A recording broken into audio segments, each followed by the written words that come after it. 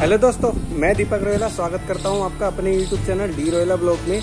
आज मैं जहां पर आया हूं इसे कहते हैं पुराना किला, जो काफ़ी सालों पुराना है। और वो क्योंकि यहां पर महाभारत के काल के जो पांडव थे उन लोगों के भी सबूत आजकल खुदाई में मिल रहे हैं, जो पुरातत्व विभाग को इसमें खुदाई कर रही है। और मेरे चारों तरफ आप ये जो देख रहे हैं, ये इतनी मोटी दीवार, इसमें चारों तरफ कम से कम 2 से 3 किलोमीटर तक की ये जो दीवारें हैं, इस पूरे किले को इसने घेरा हुआ है। और इसमें इसी तरह के कमरे बने हुए हैं। आगे जाके मैं आपको एक दरवाज़ा दिखाने वाला हूँ।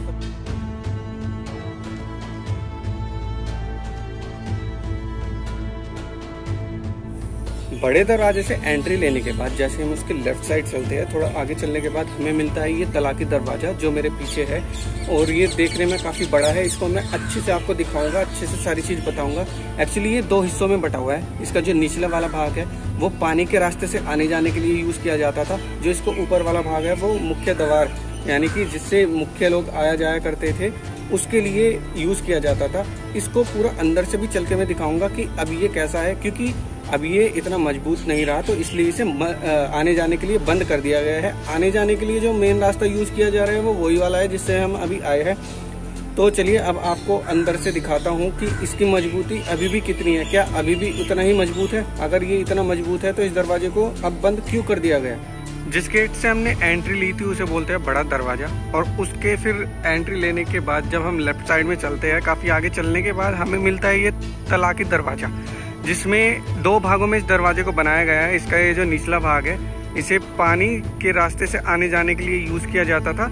और ये जो इसका ऊपर वाला भाग है, इसे समतल आने जाने के लिए जो मुख्य दरबार था उसके लिए यूज़ किया जाता था। और ये काफ़ी 2 मंजिला दरवाज़ा बना हुआ है और काफ़ी भव्य बनाया हुआ है। इसके ऊपर भी लाल बलुआ पत्थर और सफ़ेद संगमरमर के पत्थर की कारीगरी देखने को मिल जाएगी। और सबसे ऊपर जो छतरी बनी हुई है उस पर भी काफ़ी अच्छी टाइलों का यूज़ करके, इसे चमचमाती हुई टाइलों का, रंग बिरंगी टाइलों का यूज़ करते हुए बनाया गया था। और अगर मैं आपको दरवाज़ा दिखा दूँ तो दरवाज़ा किस तरह से सुंदर और कितना मजबूत बनाया गया था वो आप देख ही सकते हैं। कितना बड़ा दरवाज़ा है जो इधर से शुरू होकर और यहाँ तक खड़ा होता है। और अगर मैं इसके पास जाके आपको दिखाऊँ तो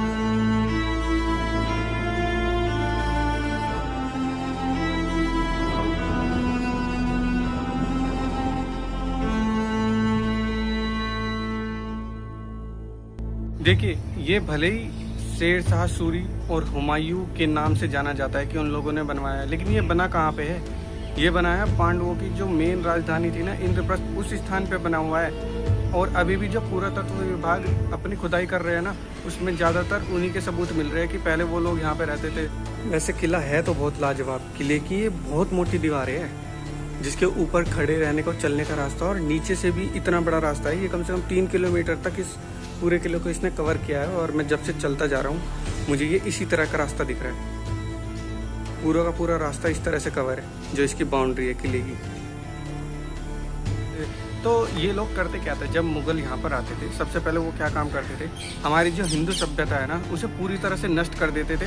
उसके ऊपर अपनी पहचान बनाने के लिए नए इस तरह के गुंबद, इमारतें और ये इस तरह के किले बनवाते थे। तभी तो पूरी दिल्ली में हमको मुगल कालीन ऐतिहासिक इमारतें देखने को मिलती है। और उसका एक ही जीता जागता सबूत है ये सामने वो शेर मंडल है, और उसके बराबर में ये मस्जिद बनवाई गई थी उस शेर मंडल के साथ ही। तो जब भी शेर शाह सूरी ने ये शेर मंडल बनवाया था तो उस टाइम यहाँ पर ये मस्जिद भी बनवाई थी।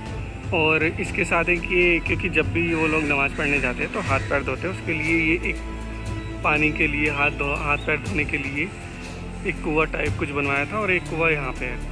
और इसके नीचे से फिर एक बार फिर ये दोबारा से ये सुरंग जा रही है। मुझे तो समझ में नहीं आ रहा है कि ये कहाँ से निकलती है और कहाँ को जाती है, क्योंकि मैं अभी एक सुरंग में से निकल के आया हूँ, उधर से है वो जहाँ से मैं आया था। जहाँ से इससे पहले मैंने वीडियो बनाई थी वो ये थी, जो चारों तरफ से इसे घेरा हुआ है उस तरह की दीवार ने, जिसके अंडरग्राउंड में चल रहा था। और फिर एक ये है, मुझे ये नहीं पता कि ये दोनों कहाँ से, अब इधर से तो जा रही है लेकिन ये निकलेगी कहाँ पे। मुझे ये भी मुगलों ने बनवाया था अपनी जो पांडवों का किला होगा उसे तोड़कर, क्योंकि था तो यहीं पे वो पांडवों का किला। इंद्रप्रस्थ या राजधानी यही है, इसे इंद्रप्रस्थ एरिया के नाम से जाना जाता है। तो वो महल कहाँ गया जो उन लोगों का था, जहाँ पर वो लोग अपना शासन करते थे रहकर? तो ये वही था जिसे तोड़कर इन्होंने अपना अलग से नया महल बनवाया था। और ये पुराना किला काफ़ी ज़्यादा पुराना है, जो अब जर्जर हालत में हो चुका है। इस पुराने किले में एक बावली भी बनाई गई थी, जो अब जाकर बंद हो गई है, लेकिन ये काफ़ी ज़्यादा खड़ी चढ़ाई के साथ और काफ़ी ज़्यादा गहराई में है। इसके अंदर जाना तो मना है क्योंकि यहाँ पर लॉक भी लगा हुआ है, लेकिन आप फिर भी यहाँ से देख सकते हैं कि अंदर से कितनी गहराई है और कितनी खड़ी इसकी चढ़ाई है। ये पूरी की पूरी बावली है। तो ये सारी चीज़ें हैं इस पुराने किले में, जैसे कि आपका पीछे शेर मंडल हो गया, एक उसके बराबर में वो मस्जिद हो गई, और फिर एक उधर जाके तलाकी दरवाज़ा हो गया, जिससे मैंने एंट्री ली थी, वो बड़ा दरवाज़ा हो गया। एक दरवाज़ा और है जो मैं अभी आपको जाकर दिखाऊंगा। अब इसे पुराना किला तो कहते हैं, लेकिन क्या कभी आपने सोचा है कि पुराना किला तो है, लेकिन कितना पुराना है?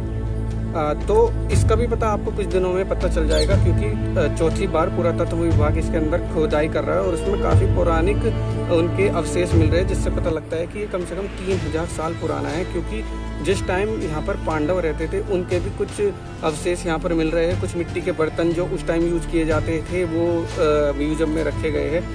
तो अगर इन सारी चीज़ों को मद्देनज़र रखा जाए तो पता लगता है कि काफ़ी ज़्यादा पुराना है। आज ये इतना खंडर क्यों है, मतलब इसमें ज़्यादातर चीज़ें नष्ट क्यों हो गई, वो इसलिए क्योंकि जब हुमायूं की इसमें शेर मंडल में गिरने से मृत्यु हो गई, उसके बाद मुगलों ने क्या सोचा, उनकी थिंकिंग ये थी कि ये हमारे रहने के योग्य नहीं है, इसमें कुछ अशुभ होता है। तब जाके इन्होंने लाल किले का निर्माण करवाया।